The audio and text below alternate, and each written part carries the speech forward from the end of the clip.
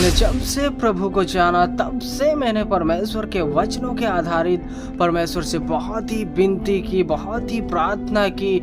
मेरी प्रार्थनाएं कई ऐसी प्रार्थना भी है जिसको साल हो गया। मैंने जब भी मुझे किसी भी चीज वस्तु की जरूरत थी तब भी मैंने परमेश्वर को पुकारा, और जब भी मैं किसी दुख में या किसी भी संकट समस्या में फंसा तब भी मैंने परमेश्वर को पुकारा, परंतु परमेश्वर ने मेरी नहीं सुनी, परमेश्वर ने मेरी प्रार्थना को नहीं सुना। यहाँ तक कि मैंने यह भी सुना कि मुझे नया जन्म प्राप्त करना होता है, उसके बाद परमेश्वर से हमारा अच्छा रिश्ता हो जाता है, उसके बाद परमेश्वर हमारी प्रार्थना को सुनता है। तो दोस्तों मैंने नया जन्म भी प्राप्त किया और उसके बाद भी मैंने बहुत प्रार्थनाएं की।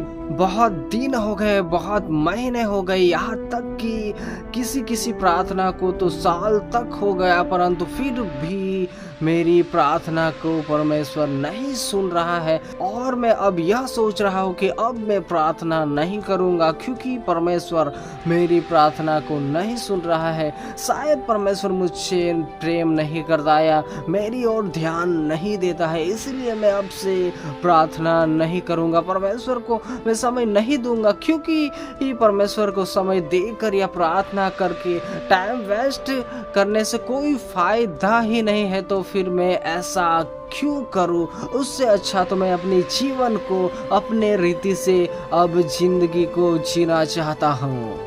दोस्तों कि आप भी कई समयों से प्रार्थना कर रहे होंगे, कई समय या कई साल भी हो चुके होंगे आपकी प्रार्थना को, परंतु आपको भी अब ऐसा लगने लगा होगा कि परमेश्वर मेरी प्रार्थना को नहीं सुन रहा है। तो दोस्तों हमें निराश होने की, हमें हताश होने की जरूरत नहीं होती है, परंतु दोस्तों हम कुछ ऐसी बातें रहते हैं जिसको चूकने के कारण हमारे प्रार्थना का उत्तर नहीं आ पाता या परमेश्वर हमारी प्रार्थना को नहीं सुनता। दोस्तों सबसे पहली बात जो होती है वह हम किसी ना किसी बात में गलती कर रहे होते हैं। शायद हम में कुछ पाप या अपराध भी होता है कि जिसके कारण परमेश्वर से हमारी प्रार्थना नहीं पहुंच पाती। हाँ दोस्तों, पहली बात जो होती है, क्योंकि वचन ही कहता है कि परमेश्वर पवित्र है और बिना पवित्रता की जब तक हम पवित्र नहीं होते तब तक परमेश्वर से बातें हमारी जो भी हम अर्ज रखते हैं वह नहीं पहुंच पाती। या यूं कहे कि जब तक हम अपने पापों को, अपराधों को मान नहीं लेते, जब तक हम यीशु मसीह के लहू को नहीं मांगते, तब तक हमारी प्रार्थना उस तक नहीं पहुंच पाती है। पहली बात जो होती है वह यह है क्योंकि परमेश्वर पवित्र है और हमें उसके पास जब भी जाते हैं तब पश्चाताप के साथ जाना होता है दोस्तों। और दूसरी बात दोस्तों कि जब भी हम प्रार्थना कर रहे होते हैं तब अगर हम हमारे मन से या हमारे सोच से, हमारे विचारों से भी प्रार्थना अगर करेंगे तो भी शायद हमारी प्रार्थना कभी कभार नहीं सुनी जाती है। अगर दोस्तों हमारी प्रार्थना वचनों के विपरीत होगी, वचनों के विरुद्ध होगी, तो दोस्तों हमारी प्रार्थना को परमेश्वर नहीं सुनने पाएगा। इसीलिए दोस्तों हमें जांचना भी है कि हमारी प्रार्थना वचनों के आधारित है कि नहीं है। अगर दोस्तों आप और मैं वचनों के आधारित प्रार्थना को करते हैं तब वह प्रार्थना परमेश्वर निश्चय आपकी और मेरी सुनता है। और दोस्तों एक बात और जो होती है वह यह है कि जिस प्रकार वचन कहता है कि मांगने से पहले प्रतीति कर लो कि तुम्हें मिल गया है, तो वह तुम्हारे लिए हो जाएगा।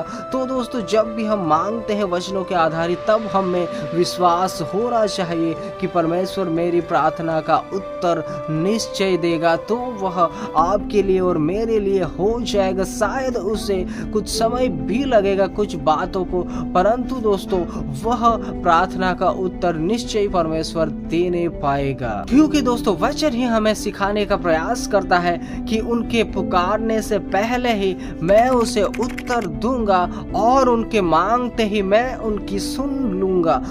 दोस्तों यह तब होता है कि जब हम हमारे जीवन को जांचते हैं, परखते हैं और उसके बाद जब हम वचनों के आधारित प्रार्थना को करते हैं, तब निश्चय परमेश्वर आपकी और मेरी प्रार्थना को सुनता है। इसमें कोई भी शक की बात नहीं होती कि जब भी हम परमेश्वर के वचनों के आधारित कुछ भी मांगते हैं, तब परमेश्वर निश्चय मेरी और आपकी सुनता है। तो दोस्तों, जब भी आप और मैं हमारे जीवन में, प्रार्थना जीवन में आगे बढ़ने का प्रयास करते हैं, उन समयों में इन बातों का ध्यान जरूर दें कि जब भी हम परमेश्वर के सम्मुख आते हैं, तब हमें पश्चाताप के साथ, पवित्रता के साथ हर एक आरजों को परमेश्वर के वचनों के आधारित रखना है। अगर मैं और आप ऐसा करते हैं तो परमेश्वर निश्चय मेरी और आपकी प्रार्थना को सुनने पाएगा और आपकी प्रार्थना का भी उत्तर जल्द से जल्द मिलने पाएगा। दोस्तों, सबको जय मसीह की।